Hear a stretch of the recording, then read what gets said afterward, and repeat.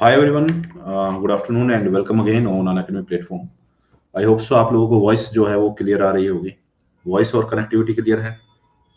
चलिए सर, तो यहाँ पे हम देखना शुरू करते हैं। इंडिया के अंदर सेंसस जो है, पॉपुलेशन, ऑक्यूपेशन या स्ट्रक्चर जो है, जनसंख्या का जो अपने को स्ट्रक्चर दिखाई देता है, इसको देखना शुरू करते हैं हम लोग आपका। ओके, तो फर्स्ट ऑफ ऑल ये जो आप क्लास ले रहे हैं, ये ले रहे हैं आप अनअकैडमी पर, और यहाँ पर आपकी क्लासेस चल रही हैं जो कि एसीएफ के लिए फ्री क्लासेस हैं, जिसमें आपको modern history, Indian art and culture, Rajasthan history, Rajasthan geography, Indian geography, science, TET, current issues, यानी कि कंप्लीट एक क्रैश कोर्स है 25 डेज का। ये आप क्रैश कोर्स यहाँ पे ज्वाइन कर सकते हैं। उसके अलावा अनअकैडमी पर आपको जो क्लासेस देखने को मिलेंगी, वो आपको लाइव क्लासेस देखने को मिलती हैं, और किसी वजह से क्लासेस छूट गई तो आप रिकॉर्डिंग सेशन भी यहाँ पे देख सकते हैं। यहाँ पर जो स्पेशल क्लासेस होती हैं, इनके अंदर हम आपको लिमिटेड सिलेबस करवाते हैं, उसके अलावा कुछ टॉपिक करवाए जाएंगे। प्लस क्लास पे आप कंप्लीट सिलेबस देखते हैं, अनलिमिटेड कोर्सेज देखते हैं, अनलिमिटेड पीडीएफ देखते हैं, और जितने भी डाउट क्लियरिंग सेशन होते हैं वो आप देख पाते हैं। प्रेजेंटली यहाँ पे रीट लेवल फर्स्ट का एक कोर्स चल रहा है, उसके अलावा आप रीट लेवल सेकंड का कोर्स देख सकते हैं, उसके अलावा फाउंडेशन ज्योग्राफी का एक कोर्स देख सकते हैं, फाउंडेशन कोर्स आरएस का देख सकते हैं, और आरपीएससी ग्रेड फर्स्ट और ग्रेड सेकंड का यहाँ पे आपको कोर्स देखने को मिलेगा। ओके, तो जो भी कोर्स आप ज्वाइन करते हैं, तो उस कोर्स में आपको क्या क्या मिलता है यहाँ पे। जितने भी एजुकेटर हैं, एम के सैनी नमस्ते, जितने भी एजुकेटर हैं इनकी आप क्लासेस ले लेते हैं। क्लासेस के अलावा मैं बोल सकता हूँ कि जो कंप्लीट कोर्स जो है वो आपका कराया जाएगा प्रीलिम्स और मेंस का। उसके अलावा आंसर राइटिंग, उसके अलावा रिवीजन पीडीएफ, उसके अलावा मैं बोल सकता हूँ लाइव डाउट सेशन, और लैंग्वेज हिंदी रहेगी। वीकली क्विज यहाँ पे आपके रहेंगे, ये सेशन रहेगा। और अगर आप ज्वाइन करना चाहते हैं तो आप प्लस ज्वाइन कर सकते हैं। साल भर की जो फीस होगी वो होगी यहाँ पे 6,300 रुपये, और उसके लिए आप रेफरल कोड यूज कर सकते हैं तुषार लाइव। अगर आप 2 साल के लिए ज्वाइन करते हैं तो फीस होगी 7,500, नमस्ते रोहित, और 6 महीने की 5,000, और 3 महीने की आपकी 3,150। ये यहाँ का फीस स्ट्रक्चर है। अब देखना शुरू करते हैं जनसंख्या। ठीक है, तो देखो पॉपुलेशन के अंदर अगर मैं इंडिया की जनसंख्या देखना शुरू करता हूँ, तो भारत की सबसे पहले मैं देखता हूं एक्टिव पॉपुलेशन की, क्रियाशील जनसंख्या आपकी कौन सी है। देखो क्रियाशील जनसंख्या जो है ना, वो आपका आयु वर्ग पे बांटी गई है। सबसे पहले आप देखना शुरू करेंगे 0 से लेकर के 15 वर्ष तक जो होता है, ये एज ग्रुप जो होता है, ये आपका मतलब मैं बोल सकता हूँ एक यंग एज ग्रुप होगा, या इसको चाइल्ड के अंदर ले लेते हैं, बच्चों के अंदर ले लेते हैं। ठीक है, उसके बाद में आप देखना शुरू करते हो ये 15 टू 59, ये जो एज ग्रुप होता है इसको बोलते हैं हम एक्टिव एज ग्रुप। ठीक, ये होता है क्रियाशील जनसंख्या किसी भी देश की। अलग अलग देशों के अलग अलग मानक हैं, पर भारत का जो है वो आपका 15 टू 59 है। तीसरा एज ग्रुप देखने को मिलता है आपको 15 प्लस, या मैं बोल सकता हूँ 60 प्लस। तो ये जो भी ये एज ग्रुप है, ये भी आपका इनएक्टिव रहेगा। ठीक, अक्रियाशील जनसंख्या बोलते हैं इसको। इसको क्रियाशील बोलेंगे, इसको अक्रियाशील जनसंख्या बोलेंगे। अब भारत के अंदर देखना शुरू करते हैं कि ये जो एज ग्रुप है कौन कौन सा है। इनका 2011 की सेंसस के अनुसार इस एज ग्रुप के परसेंटेज कितने कितने हैं। सबसे पहले आप देखना शुरू करते हैं 0 to 4 का एज ग्रुप, इसका देखने को मिलेगा आपको 9.3%। उसके बाद में आप देखते हैं 5 to 9 का एज ग्रुप, इसका देखने को मिलता है 10.5%। उसके बाद देखना शुरू करते हैं आप 10 to 14 का एज ग्रुप, इस एज ग्रुप के अंदर मिलती है आपको 11% जनसंख्या। और उसके बाद देखना शुरू करते हैं 15 to 59 का एज ग्रुप, यहाँ पे देखने को मिलती है 60% पॉपुलेशन। ठीक है, तो सबसे पहली बात यह आती है कि भाई भारत के अंदर जो वर्तमान जनगणना के अनुसार एक्टिव पॉपुलेशन जो है उसकी जनसंख्या सबसे ज्यादा है। पूछ ले एक्टिव जनसंख्या की आपकी प्रतिशत कितना देखने को मिलेगा, मैं बोलूंगा आपका 60%। 60 प्लस का जो एज ग्रुप देखने को मिलता है, ये देखने को मिलेगा आपको 8.6% देखने को मिलता है। ठीक, तो एक क्वेश्चन ये आता है क्रियाशील जनसंख्या किस आयु वर्ग में होती है, या कौन सा एज ग्रुप है वो एक्टिव पॉपुलेशन में है। मैं बोलूंगा 15 to 59 का जो एज ग्रुप है, ये आपका जनसंख्या समूह है, इसको हम बोलते हैं एक्टिव पॉपुलेशन या क्रियाशील जनसंख्या। भारत के अंदर ये संख्या कितनी है, कितने प्रतिशत है, मैं बोलूंगा 60%। आधे से अधिक जनसंख्या जो है वो भारत के अंदर एक्टिव पॉपुलेशन की है। यंग इंडिया है प्रेजेंटली अपना, हम बोल सकते हैं इस चीज को। ठीक, बोल सकते हैं, नहीं बोल सकते हैं कि प्रेजेंटली जो है इंडिया आपका यंग इंडिया है। इंडिया के अंदर जो सबसे ज्यादा पॉपुलेशन है वो एक्टिव पॉपुलेशन है, क्रियाशील जनसंख्या है। ये बात अलग है कि वो जनसंख्या जो है क्रियाशील जो है आपका फोन पे भी हो सकती है। पर अब बात आती है कि ये जो 15 टू 59 का एज ग्रुप है, ये जो एक्टिव पॉपुलेशन है, ये सबसे ज्यादा किस रोजगार के अंदर लगी हुई है इंडिया के अंदर? कौन सा ऐसा क्षेत्र है जो इसको सबसे ज्यादा आपका रोजगार दे रहा है या सबसे ज्यादा आपका काम दे रहा है? ठीक, देखो आपको अलग अलग जगह इसके अलग अलग आंकड़े मिलने वाले हैं। 2001 की जनसंख्या के अनुसार देखता हूं तो सबसे ज्यादा ये एज ग्रुप लग रहा है एग्रीकल्चर एक्टिविटी में लग रहा है, कृषिगत कार्य में लग रहा है। 2001 की जनगणना के अनुसार इसकी जो संख्या होगी वो होगी 58% होगी। कुछ बुक्स में आज भी इसको ही आपका रगड़ा जा रहा है, घिसा जा रहा है कि वर्तमान में भारत के अंदर आपका जो एग्रीकल्चर के अंदर जनसंख्या देखने को मिलती है वो देखने को मिलती है 58% देखने को मिलती है। ठीक सर, कितनी स्लाइड हो गई? कुछ भी नहीं हुआ अभी तो, स्लाइड तो कहां, एक ही पेज हुआ है। उसके बाद अगर बात करी जाए 2011 की जनगणना के अनुसार, ठीक है, 2011 की जनगणना के अनुसार इसकी संख्या जो है वो कितनी है? मैं बोलूंगा 54% है, 54.6% है। वैसे ये देखने को मिलता है 54.6%, वैसे 54 याद रखना। ये जो सोर्स हैं ये आपके पीआईबी इंडिया के हैं, दिसंबर 2000 के, 2020 के। ठीक, पीआईबी इंडिया के सोर्स हैं। पीआईबी इंडिया जो है वो ये कह रहा है कि 2011 की जनगणना के अनुसार भारत में सबसे ज्यादा जनसंख्या जो है कृषि व कृषिगत कार्यों से जुड़ी हुई है, और 54.6%। मैं ये बोल सकता हूं भारत की आधे से ज्यादा जो एक्टिव पॉपुलेशन है, मैं ध्यान रखना यहाँ पे मैं जनसंख्या की बात कर रहा हूं, मैं एक्टिव पॉपुलेशन की बात कर रहा हूं, क्रियाशील जनसंख्या की बात कर रहा हूं। तो एक्टिव पॉपुलेशन का सबसे बड़ा ग्रुप जो है वो किसके अंदर है आपका? कौन से कार्य में? कृषिगत कार्यों के अंदर आपका। ठीक, तो क्वेश्चन ये बन सकता है कि भारत में सबसे ज्यादा जो जनसंख्या एक्टिव है किस कार्य के अंदर एक्टिव है? मैं बोलूंगा एग्रीकल्चर वर्क में एक्टिव है। कितनी जनसंख्या? आधे से अधिक, लगभग 54% जनसंख्या जो है वो एग्रीकल्चर वर्क के अंदर आपका एक्टिव है, या मैं बोल सकता हूं कृषिगत कार्यों के अंदर लगी हुई है। ठीक है, नेक्स्ट सर, अगला क्वेश्चन क्या बनता है? एक क्वेश्चन ये भी बन सकता है कि ये जो 60 प्लस का जो एज ग्रुप देखने को मिलता है भारत के अंदर, ये एज ग्रुप कौन से राज्य के अंदर सबसे ज्यादा देखने को मिलता है? ये एज ग्रुप अगर आप देखते हो कि 60 से ज्यादा का जो एज ग्रुप देखने को मिलेगा, ये किस राज्य में सबसे ज्यादा देखने को मिलता है? इसका प्रतिशत सबसे ज्यादा कहाँ होगा? नहीं यार, बूढ़े कहाँ हैं यूपी में? मोन, सारी चीज यूपी में कोई थोड़ा ना होंगी। ये जब यूपी इतने बच्चे पैदा कर रहा है तो यूपी 60 प्लस को थोड़ा, बूढ़े को थोड़ा रख लेगा है? बताओ, इतने बच्चे पैदा कर रहा है, जरूरी बूढ़े भी वही नहीं हो? नहीं होंगे। यस, सबसे ज्यादा जो होगा आपका केरला के अंदर होगा।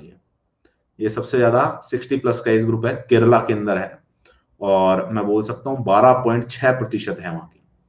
नंबर 2 पे आपको देखने को मिलेगा यहाँ पे गोवा। नंबर 2 पे देखने को मिलता है गोवा, लगभग 11% देखने को मिलती है, 11.2%। नंबर 3 पे आपको देखने को मिलता है यहाँ पे तमिलनाडु।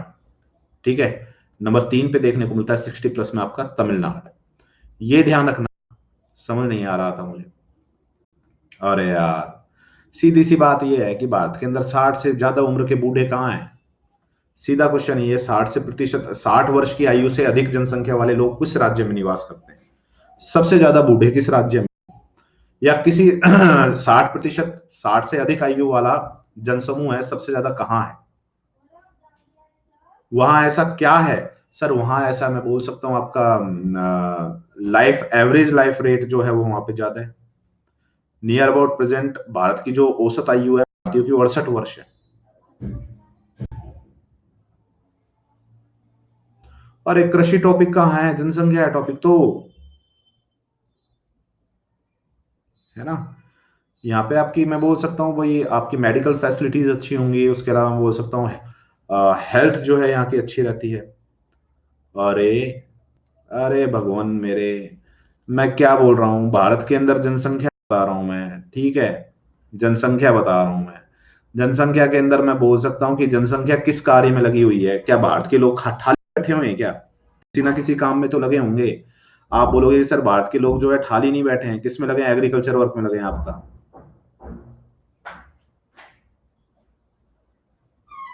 क्रियाशील में दोनों आते हैं यार, एक्टिव पॉपुलेशन में मेल फीमेल आते हैं राहुल। ऐसा कोई थोड़ा ना है कि एक्टिव पॉपुलेशन के अंदर आपके सारे की सारी मेल ही आएंगे, नहीं, एक्टिव पॉपुलेशन में फीमेल भी आते हैं। और ये क्वेश्चन एक बार यूपीएससी में पूछा भी गया था, इंटरव्यू में एक बंदे से पूछा गया था कि भैया आप ये बताओ कि आपके परिवार के अंदर जो आय किसकी, आपके मतलब आपने जो यहाँ पे आय भरी है आपके पिताजी की भरी है, और आपने यहाँ पे बताया कृषिगत आय है, मेरे पिता की जो आय है वो कृषिगत आय है, तो यह केवल आपके पिता की है क्या? आपकी माँ का सहयोग नहीं है क्या उसके अंदर?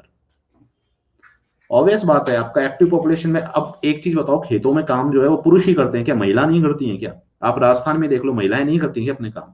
करती हैं ना। तो एक्टिव पॉपुलेशन में सभी को लिया जाएगा, ऐसा नहीं है उसको एक्टिव पॉपुलेशन में हम नहीं लेंगे। जो कोई प्रोडक्टिविटी कर रहा है, उत्पादकता कर रहा है, उसमें दोनों लिए जाते हैं। अरे वो ठीक है, वो बात है, पुरुष कम करते हैं या ज्यादा करते हैं, पुरुष फिर कोई ना कोई रोजगार में लगा हुआ है, वो बाहर जाके कोई ना कोई रोजगार कर रहा है। अगर महिला कृषिगत कार्य कर रही है किसी घर में, तो पुरुष जो है वो बाहर किसी नौकरी में होगा या किसी अन्य रोजगार में होगा, खाली तो नहीं बैठा हुआ ना वो भी। अब ऐसा तो है नहीं कि वो मोबाइल पे पबजी खेल रहा है बैठ के, हैं? चलो सर, मैं बात कर रहा हूं पॉपुलेशन की। सबसे पहले मैं बोल रहा हूं एक्टिव पॉपुलेशन, क्रियाशील जनसंख्या। तो क्रियाशील जनसंख्या किसको बोलते हैं? तो क्रियाशील जनसंख्या आपको देखने को मिलेगी 15 से लेकर के 59, ये जो एज ग्रुप है, ये इसको बोलते हैं हम एक्टिव पॉपुलेशन। भारत के अंदर क्रियाशील जनसंख्या कितने प्रतिशत है? 60% निवास करती है भारत के अंदर एक्टिव पॉपुलेशन, ठीक है। ये क्रियाशील जनसंख्या, एक्टिव पॉपुलेशन, यानी कि मैं क्या बोल सकता हूं, क्रियाशील जनसंख्या, जनसंख्या जो उत्पादकता कर रही है, जो प्रोडक्शन कर रहा है। एक चीज बताओ यार, 0 से आपका 14 वर्ष के जो बच्चे हैं, ये क्या उत्पादकता कर रहे हैं? कोई प्रोडक्शन कर रहे हैं क्या ये? 0 से 14 वर्ष के बच्चे जो हैं अर्थव्यवस्था के अंदर क्या योगदान दे रहे हैं? कोई योगदान नहीं दे रहे हैं। 60 प्लस के जो हैं ये क्या योगदान दे रहे हैं? 59 प्लस के, ठीक है, मैं बोल सकता हूं कुछ कृषिगत कार्य में हो सकते हैं, पर अदरवाइज ये जो पॉपुलेशन है ये डिपेंड पॉपुलेशन है। 0 से 14 वर्ष की और 60 प्लस की जो पॉपुलेशन होती है, डिपेंड पॉपुलेशन, निर्भर करती है दूसरों पे। इस एक्टिव पॉपुलेशन पे, क्रियाशील जनसंख्या पे निर्भर करती है कि नहीं करती है? बताओ जरा मेरे को। ये 60 प्लस वाले और 0 से 14 वाले इस एक्टिव पॉपुलेशन पे निर्भर करते हैं, नहीं करते? तो मैं यही बोलूंगा कि ये जो पॉपुलेशन रहेगी, ये डिपेंड पॉपुलेशन रहती है आपकी। हाँ, जो पेंशन ले रहे हैं आपके, ये निर्भर करती है आपका, ठीक। तो एक्टिव पॉपुलेशन तो यही है ना। अब एक्टिव पॉपुलेशन की बात आती है कि भारत के अंदर ये एक्टिव पॉपुलेशन 60% है, क्रियाशील जनसंख्या 60% है। तो ये 60% जनसंख्या कौन सा कार्य कर रही है, ये बताओ आप। तो आप बोलोगे सर खेती कर रहे हैं। भारत में सबसे ज्यादा जो रोजगार है वो खेती के अंदर है। एक्टिव पॉपुलेशन का सबसे ज्यादा जो मैं बोल सकता हूं योगदान खेती के अंदर होगा। कितना होगा? 2011 की जनगणना के अनुसार ये 54% देखने को मिलता है। क्लियर है? यहां तक तो कोई दिक्कत नहीं है ना? यहां तक तो कोई दिक्कत नहीं है ना? 54% जनसंख्या जो है वो कृषिगत कार्यों में लगी हुई है आपका। अरे यार उनको छोड़ दो, ये मैक्सिमम एज ग्रुप पे लेके चलते हैं। ये मैक्सिमम एज ग्रुप पे लेके चलते हैं ना हमको। सुप्रीम कोर्ट का जो 65 होता है, ठीक है, मैंने मान लिया वो एक्टिव पॉपुलेशन में, पर मैक्सिमम एज ग्रुप को लेके चलेंगे हम लोग, है ना। चलो सर, नेक्स्ट आगे देखना शुरू करते हैं हम लोग। आगे देखना शुरू करते हैं तो यहाँ पे आप बोल सकते हो कि सबसे कम, यानी कि 60%, 60 से प्लस वाली जो जनसंख्या है, ये सबसे ज्यादा कहाँ देखने को मिलेगी? मैं बोलूंगा सर सबसे ज्यादा केरल के अंदर देखने को मिलता है, उसके बाद में गोवा के अंदर देखने को मिलती है। सबसे कम कहाँ देखने को मिलती है? 60 प्लस का जो एज ग्रुप है, सबसे कम कहाँ देखने को मिलेगा? मैं बोलूंगा सर अरुणाचल प्रदेश में सबसे कम देखने को मिलता है। उसके बाद में आप देखना शुरू करोगे मेघालय जो है यहाँ पे सबसे कम देखने को मिलेगा, और तीसरा नागालैंड जो है यहाँ पे सबसे कम देखने को मिलेगा, ठीक है। अरुणाचल प्रदेश, मेघालय और नागालैंड जो है यहाँ पे सबसे कम देखने को मिलेगा। ये 60 प्लस की जनसंख्या आपकी, 60 से ऊपर का आयु वर्ग आपका, ठीक। यहाँ तक तो कोई दिक्कत नहीं है, ये तो याद रहेगा ना, या इसमें भी कोई समस्या है? ठीक। अब देखो यहाँ पे भारत के अंदर मैं बात करता हूं कि जो पॉपुलेशन है, इस पॉपुलेशन को हमने क्या करा आपका, पंचवर्षीय योजना है अपनी जो, तो समय समय पर पंचवर्षीय योजनाओं में या 5 ईयर प्लान के अंदर हमने एक पॉपुलेशन पॉलिसी लेके आते हैं, ठीक। और पॉपुलेशन पॉलिसी जो है, इसमें हमने ध्यान दिया है किस पे? जनसंख्या को नियंत्रण करने का, कम करने का। ध्यान रखना, किसी भी देश के अंदर यदि जनसंख्या जो है आपकी, एक्टिव पॉपुलेशन एग्रीकल्चर वर्क में ज्यादा लगी हुई है, तो वो जो है आपका पिछड़े हुए देशों में आएगा, हमेशा पिछड़े हुए देशों के अंदर आएगा वो आपका। विकासशील देशों में आएगा या पिछड़े हुए देशों में, विकसित देशों में नहीं आते हैं वो देश। तो हम क्या कर रहे हैं कि पॉपुलेशन को बैलेंस करने के लिए कुछ पॉलिसीज लेके आते हैं। सबसे पहले जो पॉलिसी थी आपकी प्रथम पंचवर्षीय योजना जो थी 51 से 56 तक, तो यहाँ पे हम बोलते हैं कि भैया हमारा जो काम है वो केवल केवल जनसंख्या ग्रोथ जो है इसको कम करना है, जनसंख्या वृद्धि जो है इसको नियंत्रण करना है, परिवार नियोजन पे हमने यहाँ पे ध्यान दिया है पूरा का पूरा। उसके बाद में दूसरी आप देखना शुरू करते हो, तो दूसरी पंचवर्षीय योजना जो देखने को मिलेगी आपकी, अरे 52, 56, 56, 57, 58, 59, 60, 61, 56 से 61 ले लो। इसके अंदर हम क्या कह रहे हैं कि भैया स्वेच्छा से आप परिवार नियोजन करो। तीसरी पंचवर्षीय योजना है, तो यहाँ पे हम स्त्री शिक्षा और रोजगार पे आपका बल दे रहे हैं। ठीक, उसके बाद में आप देखना शुरू करते हो चौथी पंचवर्षीय योजना जो आती है, यहाँ पे हम परिवार नियोजन नीति वगैरह, ये इसमें लगभग कुछ आपसे ज्यादा क्वेश्चन नहीं पूछने वाला है यहाँ से। बस इतना ध्यान रखना कि 5 ईयर प्लान के अंदर हम क्या करते हैं, आपका यहाँ पे जो मेनली जो आएगा सबसे ज्यादा जो पूछा जाता है वो पूछा जाता है पॉपुलेशन पॉलिसी 2000 की जो आपकी पॉपुलेशन पॉलिसी है, इसके अंदर क्या क्या करा गया है। ठीक, तो पहला तो ये याद रखना कि सन 2000 की जनसंख्या नीति है, ये MS स्वामीनाथन समिति जो है इसकी रिपोर्ट पे आधारित है। ठीक, दूसरा कि भारत में सबसे पहले जनसंख्या नीति कब बनाई गई है, तो सबसे पहले जनसंख्या नीति 1960 के अंदर हमने बनाई। जनसंख्या नीति की घोषणा कब करी, 1976 में करी। और इसमें संशोधन कब करा, तो संशोधन हमने 1978 के अंदर करा है। ठीक, ये अपने पॉपुलेशन के मेजर ईयर है। पॉपुलेशन पॉलिसी कौन सी चल रही है, 2000 की चल रही है। उसके बाद में मैं बोल सकता हूं जनसंख्या के अंदर अपना प्रथम नीति की घोषणा कब करी गई, तो मैं बोल सकता हूं 1976 में करी गई। आपकी प्रथम नीति का सुझाव 1960 में दिया गया। उसके बाद में संशोधन कब करा गया, तो 1978 में, जो भारतीय जनता पार्टी जो सरकार आई थी इसने इसमें संशोधन करा था आपका। ठीक, अब यहाँ पे इस पॉलिसी के अंदर है क्या क्या क्या क्या हमारे उद्देश्य हैं। उद्देश्य ये है कि सर एक तो जनसंख्या जो है ना इसकी ग्रोथ को रोका जाए। तो ग्रोथ को रोकने के लिए क्या क्या करें हम, सबसे पहले तो हमने तात्कालिक लक्ष्य नहीं आपने अपनाए, मतलब शॉर्ट टर्म के लिए। शॉर्ट टर्म में हम क्या कर सकते हैं, हम बोल सकते हैं कि सर आपका प्रजनन दर जो है, आपकी फर्टिलिटी रेट जो है इसको कम करें। उसके अलावा हम बोल सकते हैं कि जो स्वास्थ्य संबंधित सेवाएं हैं इसको हम दें। दूसरी लघु योजनाओं के अंदर हम बात करते हैं महिला सशक्तिकरण की, महिला शिक्षा की बात करते हैं, महिला रोजगार की बात करते हैं, ये भी जनसंख्या को कम करता है आपका। और दीर्घकालिक योजना के अंदर है कि लोकसभा की जो सीटें हैं ना, ये 2026 तक 1971 की जनगणना के आधार पर रखी जाए आपकी। इन लोकसभा की सीटों में कोई भी वृद्धि नहीं करी जाए, क्योंकि ये भी आपकी जनसंख्या के आधार पर ही लोकसभा सीटें जो है निर्धारित करी जाती हैं।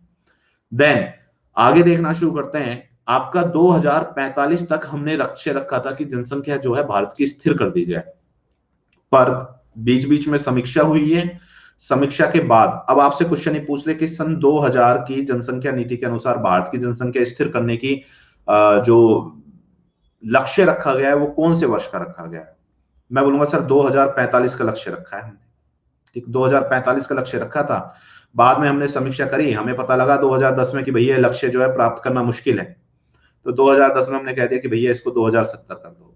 2016 के अंदर, सॉरी 10 में नहीं 16 के अंदर इसको हमने ये कहा कि इसको अब 2070 कर दो, ये लक्ष्य हम 70 तक आपका प्राप्त कर पाएंगे। दूसरा, जो एवरेज हमारी एज ग्रुप है या एवरेज औसत आयु है, इसमें वृद्धि करने का एक लक्ष्य रखा गया है, जो कि रखा गया है 2025 तक भारतीयों की औसत आयु 70 वर्ष रखने का लक्ष्य। कि भैया अपनी औसत आयु जो है प्रेजेंटली 68 वर्ष है और 2025 तक ये कितनी हो जाए आपकी, 70 वर्ष हो जाए। ठीक, देन सर विवाह की आयु जो है ये परिवर्तित करिए, प्रेजेंटली ये बात चल रही है। और दूसरा कि भैया जो परिवार नियोजन अपनाते हैं तो उसको हम क्या, कुछ अनुदान जो है, कुछ पैसा जो है वो गवर्नमेंट के द्वारा दिया जाता है। देन इसी पॉलिसी के अंतर्गत जन्म मृत्यु पंजीकरण करना अनिवार्य है। उसके अलावा मैं बोल सकता हूं मातृत्व मृत्यु दर जो है ये आपका 1 लाख पे, यानी कि 1 लाख बच्चों के जन्म होने पर कम, मतलब 100 से नीचे जो है माताओं की मृत्यु होनी चाहिए डिलीवरी के दौरान, इससे ज्यादा नहीं। ये रेट है, इसको कम करने का लक्ष्य रखा है हमने। शिशु मृत्यु दर तो 1000 बच्चों पे आपका 28 बच्चे जो हैं, ये 30 को 28 कर लो, प्रेजेंटली 28 हो गया है अभी। कम से कम हम बोल सकते हैं कि 28 बच्चे जो हैं, इससे कम बच्चों की मृत्यु हो। समझ रहे हो ये चीज।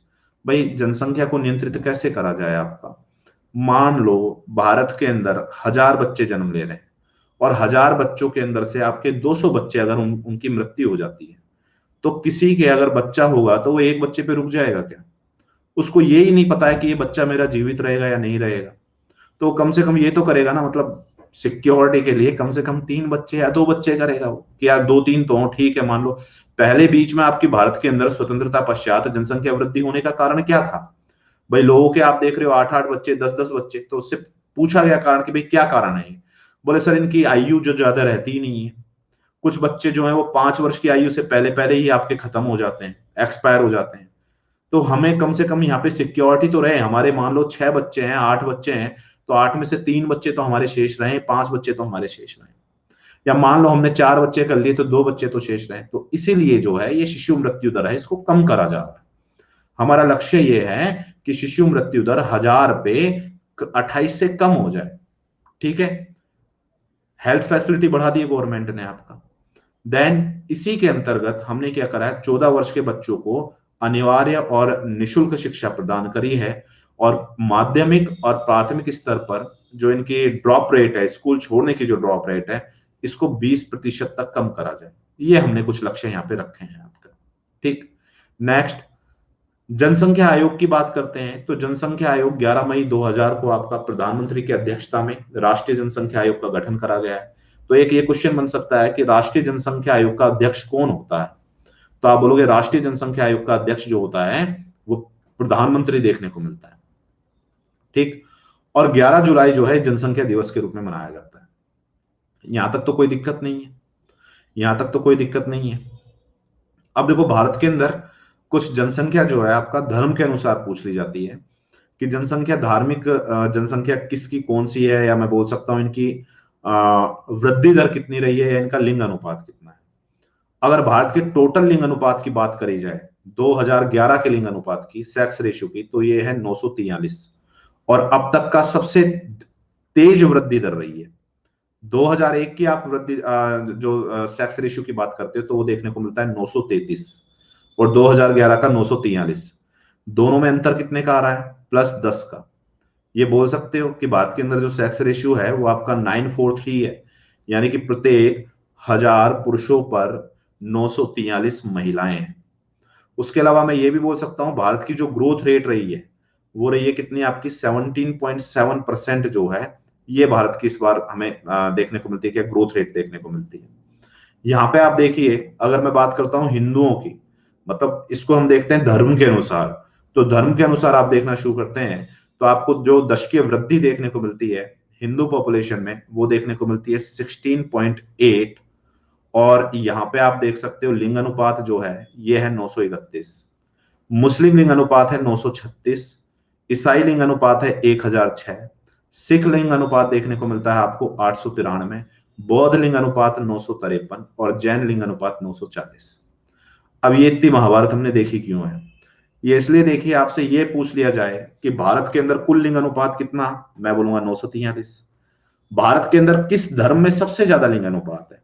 अगर आपसे पूछ ले कि किस धर्म के अंदर सर्वाधिक लिंग अनुपात देखने को मिलता है, मुस्लिम में, ईसाई में, सिख में, आपका बौद्ध में या जैन में, आप बोलोगे कि सर सर्वाधिक लिंग अनुपात जो देखने को मिलता है वो हमें ईसाई धर्म में देखने को मिलता है, क्रिश्चियंस में देखने को मिलता है। 1006 का लिंग अनुपात देखने को मिलता है आपका। या आपसे ये पूछ ले कि 1000 से अधिक लिंग अनुपात जो है वो किस धर्म में देखने को मिलेगा, मैं बोलूंगा ईसाई धर्म में देखने को मिलेगा मेरे को। आपसे ये पूछ ले हिंदू धर्म का लिंग अनुपात कितना है, मैं बोलूंगा 931 आपका। अगर आपसे ये पूछ ले कि भारत में न्यूनतम लिंग अनुपात किस धर्म का है, तो ध्यान रखना न्यूनतम लिंग अनुपात जो देखने को मिलता है वो देखने को मिलता है आपको मुस्लिम धर्म, इसका सिख धर्म का। सिख धर्म का लिंग अनुपात जो है वो 893 है, सबसे निम्न लिंग अनुपात देखने को मिलेगा। आप देखते हो हरियाणा पंजाब का लिंग अनुपात आपको कम देखने को मिलेगा, सेक्स रेशियो कम देखने को मिलेगा। तो मैं बोल सकता हूं जो सिख धर्म है इसका लिंग अनुपात सबसे कम देखने को मिलता है 893। क्लियर? यहां तक तो कोई दिक्कत नहीं है। अब बात यह आ जाए कि भारत के अंदर जनसंख्या वृद्धि जो रही है वो किस धर्म में सबसे कम रही है। ठीक, जनसंख्या आपका मैं बोल सकता हूं यहां पे, सॉरी हाँ लिंग अनुपात की बात हो गई। ठीक, नेक्स्ट सिख के बाद में दूसरे नंबर पे जो सर्वाधिक लिंग अनुपात भारत में रखते हैं वो रखते हुए दिखाई देंगे आपको ईसाई के बाद में दूसरे नंबर पे सबसे ज्यादा लिंग अनुपात रखते हुए दिखाई देंगे आपको बौद्ध। ठीक, ये तो धर्म की लिंग अनुपात की बात हुई। आगे आपसे पूछ ले कि भारत में सर्वाधिक हिंदू, क्योंकि यार धार्मिक जनगणना से भी एक दो क्वेश्चंस बनते हैं आपके, सर्वाधिक हिंदू धर्म के जो लोग हैं वो किस राज्य में निवास करते हैं, प्रतिशत की बात कर ली जाए तो मैं बोलूंगा सबसे ज्यादा जो देखने को मिलता है वो मेरे को हिमाचल प्रदेश देखने को मिलता है। मुस्लिम जनसंख्या, मुस्लिम जनसंख्या पे यार ये क्वेश्चन आया हुआ है और लोगों का सीधा दिमाग जाता है जम्मू कश्मीर में। जम्मू कश्मीर पे सबसे ज्यादा परसेंटेज नहीं है मुस्लिम धर्म का। सबसे ज्यादा जो परसेंटेज देखने को मिलता है वो देखने को मिलता है मेरे को आपका लक्षद्वीप के अंदर। यहाँ पे दिखाई दे रहा है आपका लक्षद्वीप, अंडमान निकोबार और लक्षद्वीप दिखाई दे रहा है। यहाँ पे नीचे दिखाई देगा आपको मालदीव। मालदीव जो है मुस्लिम कंट्री है पूरी की पूरी, ठीक है। मालदीव जो है मुस्लिम कंट्री है। यहाँ पे ऊपर दिखाई देगा आपको लक्षद्वीप, भारत का आइलैंड, लक्षद्वीप द्वीप समूह दिखाई देंगे ये, ठीक है। तो लक्षद्वीप जो है भारत के अंदर सबसे ज्यादा परसेंटेज में मुस्लिम धर्म रखता है। और मुस्लिम धर्म संख्या की अगर बात आ जाए तो कौन सा बताओगे स्टेट? अगर मुस्लिम धर्म संख्या की बात आ जाए कि सर्वाधिक मुस्लिम धर्म की संख्या कहाँ है, ये तो परसेंटेज की बात हो गई। सर्वाधिक संख्या कहाँ बताओगे, बताओ जरा मेरे को, किस स्टेट में बताओगे मुस्लिम धर्म की सर्वाधिक संख्या? बता सकते हो? यूपी ही होगा यार। हिंदू धर्म और मुस्लिम धर्म की सर्वाधिक संख्या जो है वो यूपी ही होगा। प्रतिशत के अंदर हिंदू धर्म में जो है वो आपका हिमाचल देखने को मिलेगा, और मुस्लिम के अंदर आपको लक्षद्वीप देखने को मिलेगा। इस संख्या और प्रतिशत की तो कहानी क्लियर है ना आपको? संख्या और प्रतिशत की ये कहानी तो क्लियर है, ये तो समझते हो ना? क्योंकि बहुत से लोग यही कंफ्यूज होते हैं, संख्या और परसेंटेज में ही परेशान होते हैं कि सर संख्या क्या है, परसेंटेज क्या है, हमारे तो समझने में नहीं आ रही है। संख्या और परसेंटेज क्लियर है आपका? हाँ या ना? चलो नेक्स्ट, ईसाई धर्म की अगर बात कर ली जाए तो ईसाई धर्म जो देखने को मिलता है आपको, वो देखने को मिलेगा सबसे ज्यादा, मैं बोलूंगा पंजाब के अंदर, ठीक। उसके बाद चंडीगढ़, फिर हरियाणा। जैन धर्म की बात कर ली जाए तो महाराष्ट्र, उसके बाद में राजस्थान, फिर मध्य प्रदेश। ईसाई धर्म की बात कर ली जाए तो केरल, और मुस्लिम जनसंख्या की बात कर ली जाए तो यूपी, जस्ट अभी मैंने बताया ये आपको, ठीक। ध्यान रहेगा, ईसाई जनसंख्या ये परसेंटेज और दोनों में ही टॉप में मिलेंगे आपको। ईसाई जनसंख्या पंजाब, जैन संख्या महाराष्ट्र, ईसाई सॉरी, ईसाई जनसंख्या जो है, ईसाई नहीं है, सिख होगा यार, ये होगा सिख। सिख जनसंख्या जो है पंजाब, चंडीगढ़ और हरियाणा।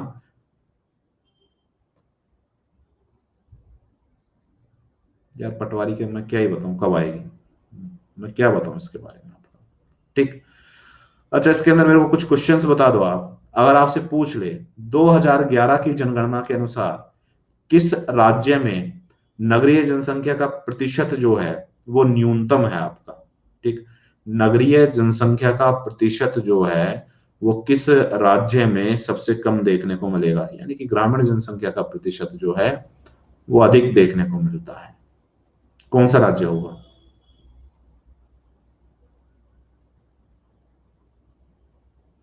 ऑब्वियस सी बात है आपका, जो हिमाचल प्रदेश जो है भारत के अंदर, यहाँ पे नगरीय जनसंख्या का प्रतिशत जो है हमें सबसे कम देखने को मिलता है, ठीक। नेक्स्ट आपसे पूछ ले 2011 की जनसंख्या के अनुसार पॉपुलेशन डेंसिटी जो है, जन घनत्व जो है, वो भारत के अंदर सबसे ज्यादा कहां देखने को मिलता है आपका, ठीक। जनसंख्या है पटवार में भाई, भारत के अंदर 2011 की जनसंख्या के आधार पे सबसे ज्यादा डेंसिटी जो है, जन घनत्व जो है, वो कहां देखने को मिलता है?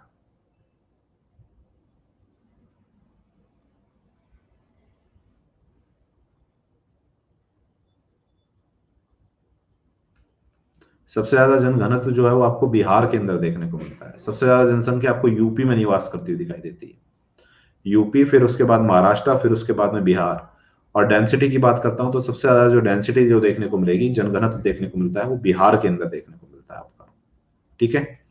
नेक्स्ट इसके अंदर आप एक क्वेश्चन मेरे को बताइए कि भारत के अंदर निम्नलिखित में से कौन सा सही नहीं है? केरल में स्त्री पुरुष अनुपात जो है वो महिलाओं के पक्ष में है। भारत में लिंग अनुपात, टोटल कुल लिंग अनुपात जो है वो 943 है।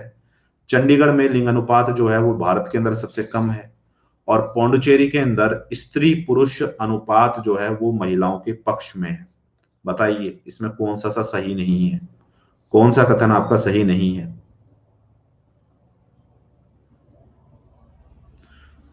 पौंडुचेरी में स्त्री पुरुष लिंग अनुपात जो है वो महिलाओं के पक्ष में है, ये सही नहीं है। है? अच्छा, मेरे को तो इस चीज का पता ही नहीं था यार।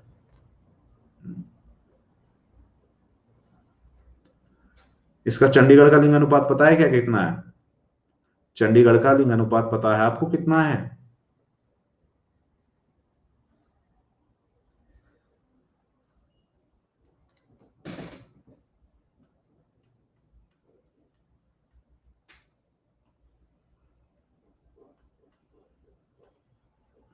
ये यहां का सेक्स रेशियो है।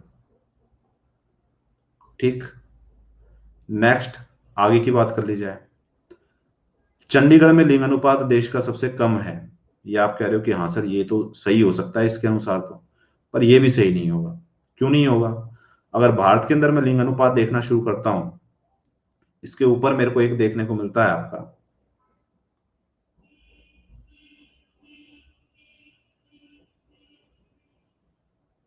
एक मिनट,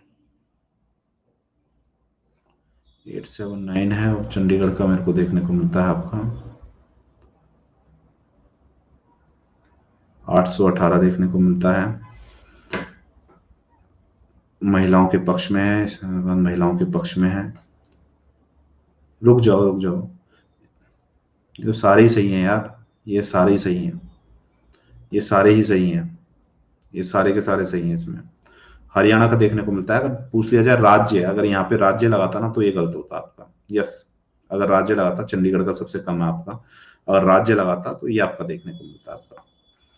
चलिए ठीक है, अब एक क्वेश्चन मेरे को बताइए आप, अगर आपसे पूछ लिया जाए 1/4 सेम है आपका, हाँ ये क्वेश्चन आपका गलत है, ये क्वेश्चन आपका गलत है।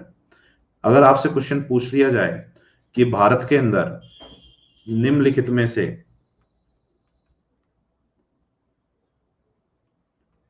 न्यूनतम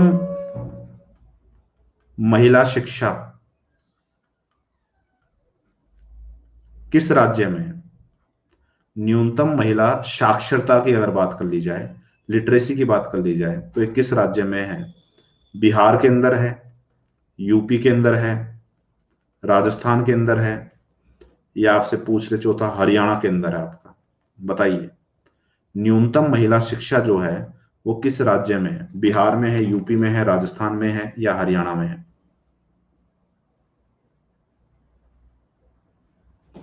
न्यूनतम महिला शिक्षा राजस्थान में नहीं है यार। न्यूनतम महिला शिक्षा की अगर बात करी जाए, सबसे कम शिक्षित महिलाएं जो हैं आपकी, साक्षर महिला जो हैं, वो आपका बिहार के अंदर है। बिहार के बाद दूसरे नंबर पे राजस्थान का नंबर आता है आपका। अगर आपसे क्वेश्चन ये पूछ लिया जाए कि भारत के अंदर सबसे ज्यादा, अगर शिक्षा की बात कर लें हम, कि सर्वाधिक महिला पुरुष साक्षरता अंतर, महिला व पुरुष साक्षरता अंतर जो देखने को मिलता है, ये किस राज्य के अंदर देखने को मिलेगा? साक्षरता अंतराल जो है ये किस राज्य के अंदर देखने को मिलेगा? पहला बोल दे यहाँ पे आपका बिहार, दूसरा यहाँ पे बोल दे आपका हरियाणा, तीसरा यहाँ पे बोल दे आपका राजस्थान, और चौथा आपको बोल दे यहाँ पे पंजाब। बताइए जरा, किस राज्य के अंदर सबसे ज्यादा देखने को मिलता है मेरे को ये महिला पुरुष साक्षरता में अंतराल सर्वाधिक?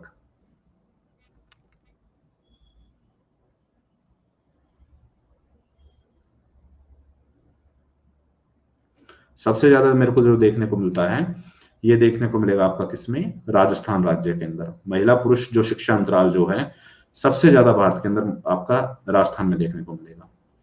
इसके अंदर कुछ बेसिक चीजें और देख लीजिए, जैसे पॉपुलेशन से आपके कुछ क्वेश्चंस आते हैं। क्वेश्चंस में आप कुछ ईयर का ध्यान रख लेना, कौन कौन सा। एक तो ध्यान रखना है आपको 1921, दूसरा आपको ध्यान रखना है 1951, फिर उसके बाद में ध्यान रखना है 1971, फिर उसके बाद में ध्यान रखना है आपको 1991, और फिर ध्यान रखना है आपको 2001 और 2011। ठीक, देखना शुरू करें। 1921 जो है भारत के अंदर मैं बोल सकता हूं न्यूनतम, यहाँ पे सबसे कम जो है ना आपका देखने को मिलता है हमें जनसंख्या वृद्धि। इसके एक मिनट रुक जाओ, इसकी पीपीटी निकाल लेता हूँ यार, ये पीपीटी से ढंग से समझने में आएगा, ऐसे समझ में नहीं आएगा आपको।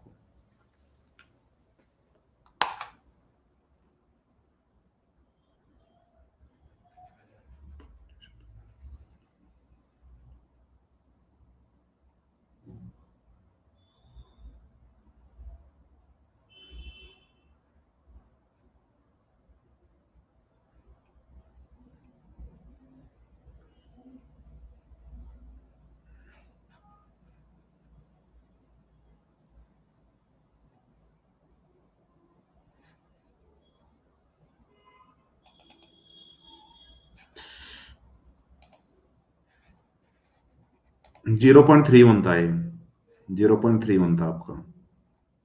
एक मिनट रुको, पॉपुलेशन पॉपुलेशन पॉपुलेशन, जनसंख्या,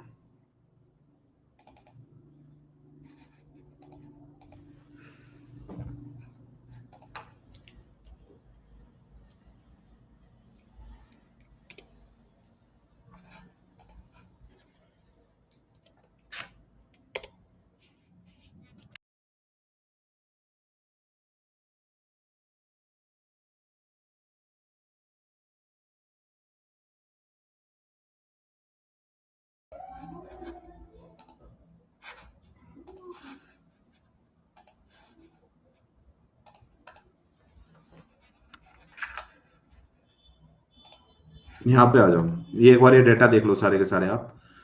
देखो अगर हम 1911 से जनसंख्या देखना शुरू करते हैं तो आपको जो जनसंख्या के अंदर सबसे कमी जो दिखाई देगी, ये दिखाई देगी आपको 1921 के अंदर। तो 1921 को कहा जाता है महान विभाजक वर्ष, ग्रेट डिवाइडिंग ईयर कहा जाता है। ठीक, 21 के अंदर जो आपकी जनसंख्या माइनस में ग्रोथ हो रही है, उसके पीछे कारण ये है कि यहाँ पे आप देख सकते हो कि भारत के अंदर प्लेग वगैरह और उसके अलावा वर्ल्ड वॉर और उसके अलावा मैं बोल सकता हूँ कुछ अकाल सूखा ये पड़ा था। 31 का आप देखना शुरू करते हो, जनसंख्या के अंदर +11 की ग्रोथ आई। उसके बाद में आप देखना शुरू करते हो 41 का, तो +14 की ग्रोथ आ रही है। उसके बाद आप देखना शुरू करते हो 51 का, तो 51 के अंदर मैं देखना शुरू करता हूं, देखो यहाँ पे 41 में +14 देखने को मिल रहा है, और 41 के बाद में आप 51 में आ रहे हैं तो आपको +13.31 देखने को मिल रहा है। तो 41 में जो ये ग्रोथ देखने को मिल रही है ना, मतलब 41 के बाद 51 में ये जो कमी देखने को मिल रही है, यहाँ पे आपकी बढ़ रही है, यहाँ पे आपकी कमी आई है। इसके पीछे रीजन ये था भारत और पाकिस्तान का अलग होना, इसलिए 1951 को बोलते हैं ग्रेट डिवाइडिंग लाइन, महान विभाजक रेखा बोलते हैं। ठीक है, विभाजक रेखा बोलेंगे 51 को, हम डिवाइडिंग लाइन बोलेंगे, और 21 को बोलेंगे हम वर्ष। ठीक है, ग्रेट डिवाइडिंग ईयर 1921। अब तक केवल नेगेटिव ग्रोथ यहां पे हो रही है, और इसको बोलते हैं हम 51 को डिवाइडिंग लाइन बोलते हैं। 51 में भारत हुआ आजाद, आजाद होते ही हमने क्या करा, सोशल वेलफेयर कंट्री बनी, हमने मेडिकल पे या चिकित्सा पे ध्यान देना शुरू करा आपका। 61 के अंदर जो हमारी पॉपुलेशन ग्रोथ होती है वो होती है आपकी +21 की, और उसके बाद में आप 71 में देखते हो तो होती है +24.80, और 81 में देखते हो तो देखने को मिलती है +24.66। यानी कि सबसे ज्यादा जो ग्रोथ आ रही है ना, ग्रोथ रेट जो आ रही है, इसको बोलते हैं ग्रोथ रेट, वृद्धि दर। तो सबसे ज्यादा वृद्धि दर आती है भारत के अंदर 1971 के अंदर आती है। ठीक, ये तो आई बात ग्रोथ रेट की। ये बात ये नहीं आई है कि जनसंख्या सबसे ज्यादा बढ़ी है, ये आई है कि रेट में वृद्धि हुई है, दर में वृद्धि हुई है आपका। ठीक, ये परसेंटेज में बताई जाएगी। अगर मैं देखना शुरू करता हूं 61 से 71 तक, तो ये 43 आपका मैं बोल सकता हूं करोड़ से लेकर के 54 करोड़ हो रही है। ठीक, 43 से 54 करोड़, नियर अबाउट आप बोल सकते हो सर, लगभग लगभग 11 करोड़ की जनसंख्या बढ़ रही है आपकी। ठीक है, यहां पे देखो आप 61 से 71, 54 से लेकर के कितनी हो गई आपकी, यहां पे 68 करोड़ हो गई, 64 और 4 68, मैं बोल सकता हूं कि सर ये आपकी 14 करोड़ की वृद्धि हो गई है। अच्छा, यहां पे 68 से अब आप देखो 84, ठीक, 78, यहां पे आप देखोगे सर लगभग लगभग ये भी आपकी 14 करोड़ की वृद्धि हो गई है। यहां पे देखो आप 84 से कितना जा रहे हैं हम आपका, 94 और 4, ये लगभग लगभग 12 करोड़। ये देखो 71 से 81 का आप ये जो देखते हो ना, ये जो देखते हो आप 68 से आपका ये 84 के बीच में जो दिखाई दे रहा है, 78 हो गया, फिर उसके बाद में आपका 16 करोड़ देखने को मिलता है। 68 से 84 का अगर मैं मोटा मोटा आपका ये लगाऊं एवरेज जो देखने को मिलता है आपका, एक मिनट, 16 नहीं होगा यार, 68 से 78 हो गया, 78 के बाद 79 80, हाँ 16 करोड़ हो गया ये लगभग लगभग लगभग जो देखने को मिलता है, ये एवरेज जो यहाँ पे अंतराल जो देखने को मिलेगा, ये 16 करोड़ का देखने को मिलेगा आपको। 81 से 71 के बीच का ये 16 करोड़ की वृद्धि हो रही है आपकी, और यहाँ पे आप देखना शुरू करते हो तो 14 करोड़ की वृद्धि हो रही है आपकी। तो यहाँ पे ये पूछ लिया जाता है भारत में जनसंख्या जो है सबसे ज्यादा किस दशक में बढ़ी है। एक तो वृद्धि दर, तो वृद्धि दर जो देखने को मिलती है, इनका लिख रखा है ना 16 करोड़, यस हाँ, ये 16.30 करोड़ जो है ये देखने को मिलती है। तो अगर बोले दशकीय वृद्धि अंतर जो है, या दशकीय वृद्धि अंतराल जो है आपका, या जनसंख्या सबसे ज्यादा बढ़ कहां रही है, तो मैं बोलूंगा कि सर सबसे ज्यादा जो ग्रोथ मेरे को दिखाई देती है 2001 में दिखाई देती है 18.23 करोड़ की। 2001 में दिखाई देती है 18.23 करोड़ की। अगर परसेंटेज की बात कर ली जाए, वृद्धि दर की अगर बात कर ली जाए, तो वृद्धि दर देखने को मिलती है +2480 71 के अंदर। और मैं बोल सकता हूं जनसंख्या अंतराल यानी कि पिछली बार से इस बार में जनसंख्या कब सबसे ज्यादा कहां बढ़ाई है, तो आप 91 में से एक वाला जो दशक देखोगे ना, यहाँ पे देखने को मिलती है आपकी 18 करोड़ की जनसंख्या। ये अंतराल सबसे ज्यादा देखने को मिलता है, यहाँ पे एकदम से हमने बूम मारा है आपका ग्रोथ के अंदर। ये क्वेश्चन में ध्यान रखना, वृद्धि दर पूछ रहा है या दशकीय अंतर पूछ रहा है प्रतिशत में। आपका वृद्धि दर पूछ रहा है, पॉपुलेशन ग्रोथ रेट जो है, ये ग्रोथ रेट तो यहाँ पे कम हुई है, पर जनसंख्या के अंदर अंतर जो है वो ज्यादा हो गया। जनसंख्या एकदम से सबसे ज्यादा 18 करोड़ की यहाँ पे बढ़ी है अपनी, ठीक। सबसे ज्यादा आप देखो यहाँ पे आपकी 1 करोड़ बढ़ रही है, फिर 0.7 करोड़ बढ़ रही है, बढ़ी तो यहाँ भी है पर ग्रोथ रेट जो है माइनस की रही है। बढ़ी यहाँ भी है 2 करोड़, 4 करोड़, 7 करोड़, 10 करोड़, 13, 16, 18, यहाँ पे मेरे को सबसे ज्यादा देखने को मिल रहा है अंतराल आपका, ठीक। तो यहाँ पे आप देखेंगे 2001 का जो है ये ग्रोथ रेट सबसे ज्यादा मेरे को, मतलब जनसंख्या वृद्धि जो है सबसे ज्यादा हुई है। अब देखो इसके अंदर ईयर जो याद रखे थे हमने, सबसे पहले मैंने याद रखा था 1921 का, फिर उसके बाद में रखा था 1951 का। इसको बोलते हैं महान विभाजक आपका वर्ष बोलते हैं, और इसको बोलते हैं महान विभाजक रेखा बोलते हैं। सबसे ज्यादा वृद्धि दर 1971 में दिखाई देती है, और सबसे ज्यादा जनसंख्या वृद्धि जो है वो आपका 2001 के अंदर दिखाई देती है। 71 के अंदर जैसे ही हमने जनगणना करी तो हमें क्या लगा कि भैया ये जो है ना आपकी +24 की जो रेट आ रही है, ये बड़ी विकट परिस्थिति है भारत के आगे। अब इस रेट को हम कम करने के लिए क्या करें? हम यहीं पे लेके आए थे आपकी एक पॉलिसी, और पॉलिसी कौन सी लेके आए थे कि भैया ग्रोथ रेट है हमें कम करनी है, हर हाल में कम करनी है। हमने सर्वे करा 71 के अंदर, और 71 में सर्वे करके हमने लोगों से पूछा कि भाई साहब क्या वजह है कि आप ये 10-10, 12-12 बच्चे कर रहे हो, 8-8 बच्चे कर रहे हो, क्या कारण है इसके पीछे, मूल उद्देश्य बताओ आप अपना, मतलब क्या मूड है, करना क्या चाहते हो आप इतने बच्चे करके। इन्होंने एक जवाब दिया, जवाब क्या दिया कि भैया हमें चाहिए क्या, लड़का चाहिए। भारतीय समाज जो है पुरुष प्रधान समाज है, हमें चाहिए लड़का, और उस लड़के की चाह में जो है ये बच्चे ज्यादा हो जा रहे हैं। बोले ठीक है लड़का चाहिए तो इसका भी इलाज है। बाजार में एक मशीन आती है जिसका नाम है सोनोग्राफी मशीन। आप सोनोग्राफी करवाओ, और अगर आपको लगता है कि भ्रूण जो है या आपके, मतलब मैं बोल सकता हूँ जो गर्भ में जो बच्चा है वो आपका फीमेल है, ठीक है, वो आपका मतलब पुरुष नहीं है, शिशु जो है आपका वो उसका जो लिंग है वो पुरुष मेल नहीं है, फीमेल है, आप उसको अबॉर्ट करवा दो। गवर्नमेंट ने 1971 में ये कह दिया। लोगों ने क्या करा, 71 के बाद में 81 में आते आते हर प्राइवेट हॉस्पिटल के अंदर सोनोग्राफी मशीन मिली, और 1991 में आते आते भारत का सेक्स रेशियो है जो सबसे घटिया हुआ, और 927 देखने को मिला हमें, ठीक है। तो यहाँ पे हम दो, हमारे दो वाली योजना वो तो बाद में चलाई है, वो तो बाद में चलाई है आपकी, ठीक है, वो तो बाद में चलाई है हमने आपका महेंद्र भाई। तो यहाँ पे हमें पता चला कि भाई साहब ये जो सोनोग्राफी हम करवा रहे हैं ना, उसका इंपैक्ट ये देखने को मिला है कि भाई जो सेक्स रेशियो है ये खराब हो चुका है। तो ये 1991 में आपको इसलिए ध्यान रखना जरूरी है, अक्सर पूछ लिया जाता है कि भारत के अंदर सबसे निम्नतम लिंग अनुपात, शिशु लिंग अनुपात जो है वो कब रहा है। मैं बोलूंगा आपका 1991 का सबसे न्यूनतम शिशु लिंग, सबसे न्यूनतम सेक्स रेशियो रहा है, सबसे निम्नतम लिंग अनुपात रहा है, और ये रहा है 927 का आपका। फिर उसके बाद देखना शुरू करते हो 2001 के अंदर आप सेक्स रेशियो हमने थोड़ा सा बढ़ाया, 933 कर लिया। उसके बाद में देखते हो आप 2011 के अंदर सेक्स रेशियो हमने और बढ़ा लिया, 943 कर लिया। ये 2011 का जो सेक्स रेशियो ग्रोथ दिखाई देती है 943 की, यानी कि +10 की जो ग्रोथ दिखाई देती है, ये भारत के अंदर अब तक की सबसे तेज, मैं बोल सकता हूं, या अब तक की सबसे बड़ा सेक्स रेशियो में ग्रोथ दिखाई देता है, सबसे बड़ा अंतर दिखाई देता है आपका, ठीक। तो देखो जनसंख्या के जो वृद्धि के जो अपने वर्ष होते हैं ना, दशक जो होते हैं, इनको 4 भागों में हम बांटते हैं। पहला देखने को मिलता है 1 से 21 तक का। तो 1 से 21 तक का जो देखने को मिलता है, इस समय भारत के अंदर आपकी बर्थ रेट भी हाई थी और डेथ रेट भी हाई थी, यानी कि जन्म दर और मृत्यु दर जो है ये दोनों ही भारत के अंदर उच्च देखने को मिली थी। इस वजह से यहाँ पे जनसंख्या वृद्धि जो है वो स्थिर थी, ठीक। अब आप देखो प्रारंभ अवस्था, किसी भी देश की जनसंख्या वृद्धि की देख लो जो प्रारंभिक अवस्था में होते हैं, तो सबसे पहले आपको जन्म दर जो है ये उच्च देखने को मिलेगी, प्लस मृत्यु दर जो है ये भी आपको उच्च देखने को मिलेगी। ये दोनों ही उच्च होंगे आपके, मतलब पैदा भी खूब हो रहे हैं और मर भी खूब रहे हैं। तो ऐसी स्थिति में क्या जनसंख्या वृद्धि हो सकती है? आप बोलोगे नहीं हो सकती।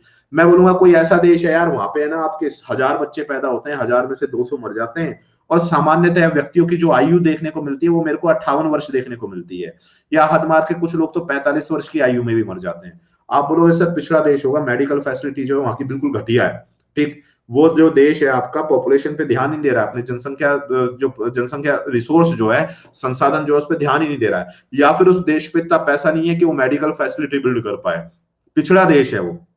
तो ये अवस्था जो होती है पिछड़े देशों की होती है आपकी। वर्तमान में ये अवस्था आपको अफ्रीका कंट्री जो है उनकी दिखाई देगी, जितनी भी अफ्रीकन कंट्रीज पिछड़ी हुई दिखाई देती है उनकी दिखाई देती है। सेकंड हम उसके अंदर स्टेज के अंदर आए तो ये पहली स्टेज चलती है 1 से लेकर के 21 तक। दूसरी स्टेज जो आती है 21 से लेकर के 51 तक की। तो 21 से लेकर के 51 तक में क्या होता है हमारे, मैं बोल सकता हूं जन्म दर के अंदर थोड़ी सी हम बोल सकते हैं कमी, और मृत्यु दर में थोड़ी सी मैं बोल सकता हूं आपका कमी आती है। और ये जो देखने को मिलती है ये भी आपकी एक स्थिर स्थिति देखने को मिलती है भारत के अंदर, कोई वृद्धि नहीं हो रही है। तीसरी जो अवस्था देखने को मिलती है भारत की 51 से लेकर के 81 तक की।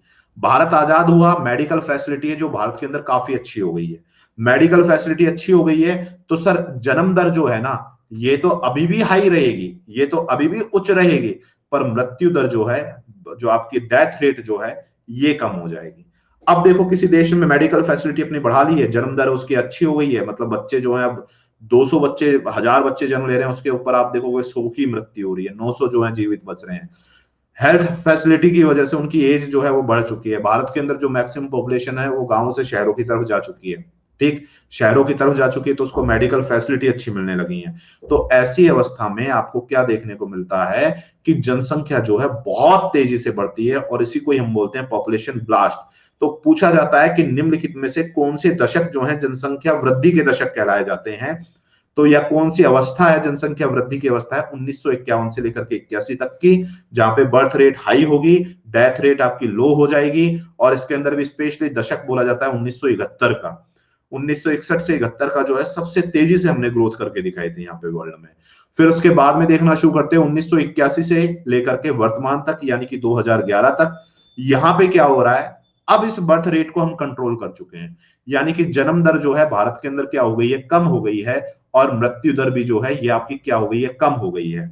हम फोर्थ स्टेज में आ चुके हैं और जनसंख्या जो है, ये पॉपुलेशन ग्रोथ जो है ये आपकी स्टेबल हो चुकी है, अब स्थिर हो चुकी है। अगर आप ये डाटा देखने शुरू करते हो तो आपको देखने को मिलेगा निरंतर 71 के बाद से, कंटिन्यू 71 के बाद से, जैसे 71 की आपके पास में रेट आई है कितनी, +24 की आई है, कमी हो रही है +24 से +24.66, फिर +24 3.87, फिर उसके बाद 2001 में आई +21, और 2011 में किस पे आ गए हम, केवल 17 पे आ गए हैं। इस बार हम और नीचे आ जाएंगे, लगभग हम 14-15 के आसपास देखने को मिलेगा इस बार 21 के अंदर जो रिपोर्ट, 22 में जो रिपोर्ट आएगी 21 की, तो यहाँ पे हम लगभग आपके 14-15 के आसपास ही देखने को मिल जाएंगे। ठीक, तो आपसे ये पूछ ले वर्तमान भारत की जनसंख्या है किस अवस्था में, मैं बोलूंगा स्थिर अवस्था में। स्थिर अवस्था, या मैं बोल सकता हूं इसको फोर्थ स्टेज, ये चौथी अवस्था के अंदर देखने को मिलती है। चौथी अवस्था की विशेषता क्या होगी आपकी, मैं बोलूंगा इसकी विशेषता ये होगी, बर्थ रेट जो है वो आपकी लो देखने को मिलेगी, और डेथ रेट जो है ये भी क्या देखने को मिलेगी आपकी लो। जन्म दर और मृत्यु दर जो है ये दोनों ही आपकी निम्न देखने को मिलेंगी। ये मोटी मोटी चीजें थी जनसंख्या के बारे में।